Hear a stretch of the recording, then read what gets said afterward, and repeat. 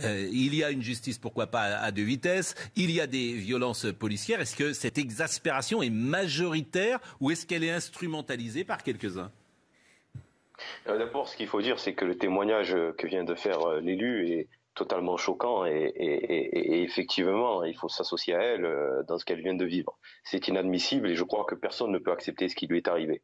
En revanche, je pense qu'il est venu le temps de rétablir le dialogue entre les quartiers et les autorités, parce qu'il y a un désengagement de l'État, parce que sur un certain nombre de nos territoires aujourd'hui, il y a un sentiment aussi de par la population, de ne pas être entendu, de ne pas être écouté. Ça, c'est une réalité. Alors que moi, je suis contre la généralisation des propos. Il y a aussi des gens formidables dans les cités. Il n'y a pas que des personnes qui se sentent exonérées du droit commun, qui se sentent en dehors des clous de la loi. Il y a aussi des gens formidables, on l'a vu pendant le confinement, on a vu des gens qui se souciaient de leurs voisins, on a vu des gens qui montaient des opérations de solidarité formidables dans ces cités. Il faut le rappeler parce que ça a une importance particulière en ces temps de crise sanitaire aussi.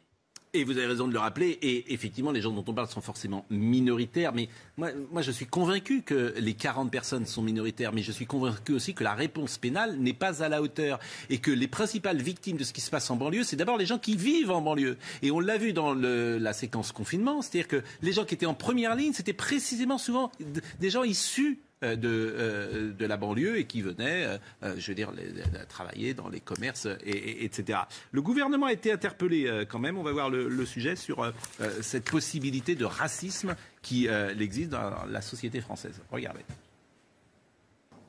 Interrogée après la manifestation de ce mardi à Paris, en soutien à Adama Traoré, Sibeth Ndiaye prône l'apaisement. Il y a eu en fin de manifestation, au moment de sa dispersion, des événements qui évidemment sont condamnables et qui sont tout à fait regrettables.